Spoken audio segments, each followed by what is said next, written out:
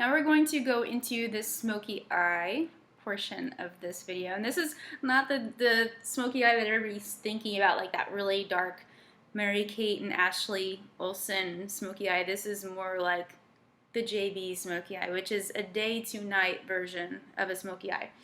I'm going to take a black pencil, and as you can see, all my makeup artists are trained to do this, but I always take a pink puff and I put it on my pinky. And I use this to stabilize my pencil and also so I don't get the oils from my hands onto my face. I do this when I'm teaching and doing makeup on other people as well. But yeah, I really like using this method to keep my fingers off of my face so it doesn't mess up my makeup. So we're going to take a black pencil, and yes, you must use a black pencil. No excuses. Use a black pencil. You will thank me later. Okay, we're going to use a black pencil, and I often soften it a little bit on my hand and get it warmed up so it makes a nice and smooth line and doesn't tug on the skin. But we're going to do a cat's eye, like an exaggerated cat eye, like the ones that you've seen in magazines.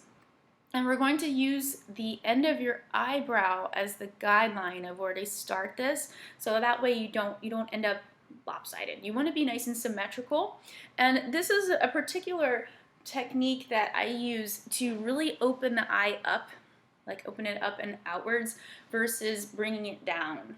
Okay, I know a lot of people really think that to make the eyes bigger, it's really all about the lines underneath the eyes. I say, let's get away from that a little bit and really focus on creating more shape and lifting the eye open from the top.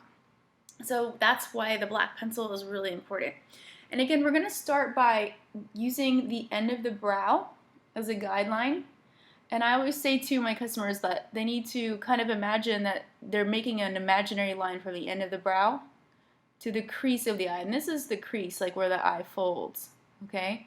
And then you're going to do the imaginary line from here to there, and then a real line from the crease of the eye to the base of the lashes. See that? I know it looks very strange, but then you're going to take the pencil, and you're just going to gently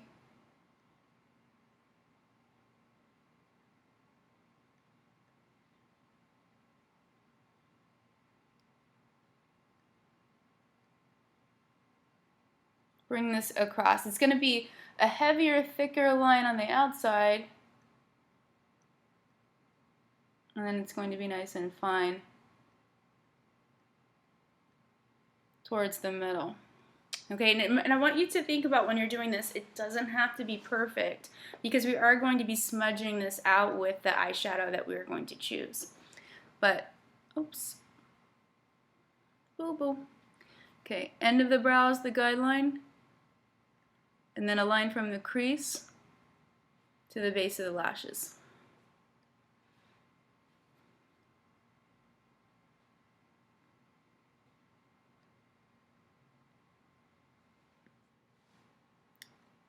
Meow. I have cat eyes, you see? So now we're going to do the eyeshadow. Please forgive me for being so silly. I can't help myself. We're going to do the eyeshadow, and remember I was saying don't worry about the line on the top of the eye being perfect, because we're going to smudge it out with the shadow. The way to pick the best eyeshadow color for your eyes is to pick something that's opposite your eye color. My eyes are a strange color, they change, but today they look really green, I think because of the shirt that I'm wearing. So I'm going to choose one of my favorite colors. It's called Precious Gem, and it's an earthy plummy color, and purple is opposite green on the color spectrum, so I think that will really make my eyes stand out. If you have more of a hazel eye or a blue eye, I always recommend the Caramel Apple shadow or the Pure Sable shadow. Try saying that 3 times. Just try it. It's really hard.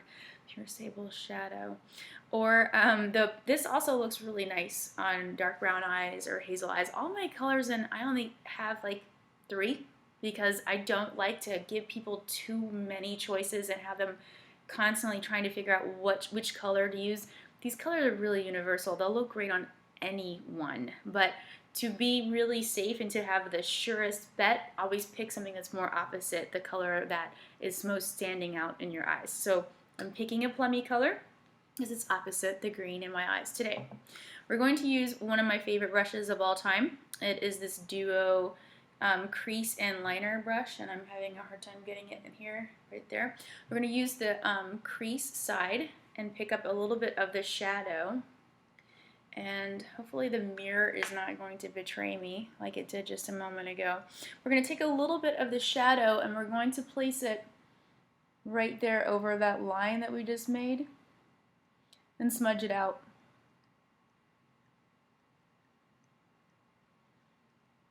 I'm just going to gently kind of brush that out so it's not as heavy, not as obvious.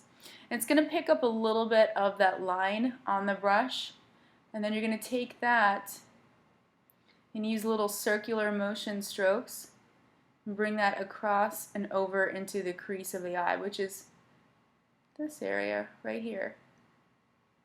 You're leaving space in between the brow to highlight the brow bone. And you're also leaving a little bit of space in between the crease and the line there.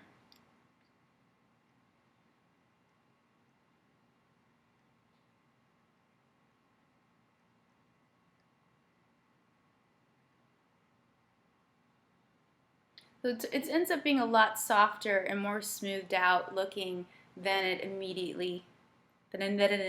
initially started out. We're also going to use the shadow with the other side of the brush to line underneath the eyes. I'm not a huge fan of eyeliner underneath the eyes, especially in warm climates, because so many of my customers would come to me and say, you know, I have such dark circles under my eyes. Well, stop using black eyeliner underneath your eyes, and because it's going to melt. Pencils are made of wax. It doesn't matter if they're waterproof. They're made of wax, and wax is going to melt, and I look really weird all lopsided like this, but I'm just going to pick up a little bit of the shadow with the other side of the brush, and I'm going to line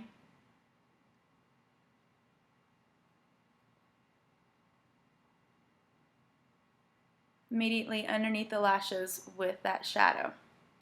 And then I'm going to do this on the other side. So again, you're just kind of softening that line at the base of the lashes, and then just taking this brush and using little circular motion to bring it across.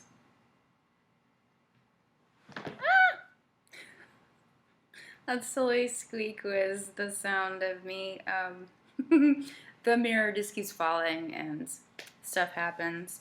One of the questions that I get often is how far to go with the shadow and the crease. I always tell people, like when they're doing the crease of the eye right here and you're going across, only go about 3/4 of the way over. I always say look at, you know, your pupils in the mirror and don't go too much further past that. So go about 3/4. That's kind of where your stopping point is.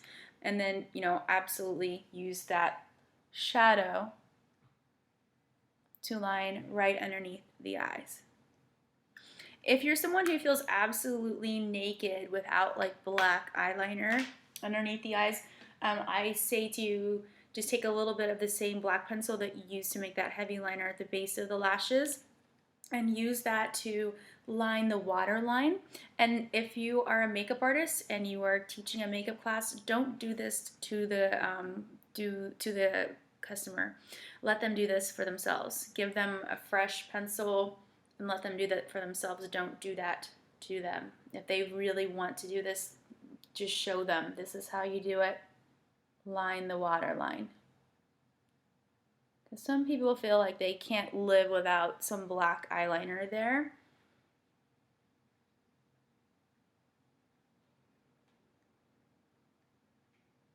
I would prefer it to be there versus directly underneath in a heavy, you know, strong black line underneath the eyes.